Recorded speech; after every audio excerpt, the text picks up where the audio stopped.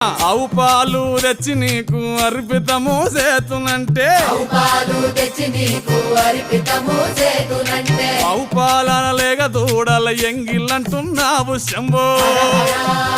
ఓహో గట్టిగా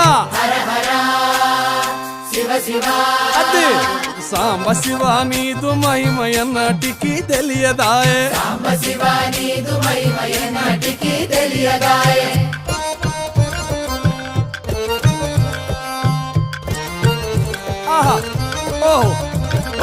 తుమ్మి పూలు తెచ్చి నీకు తుష్టుగా పూజింతునంటే కొమ్మ కొమ్మన కోటి తుమ్మెదలెంగిలంటున్నావు శివ.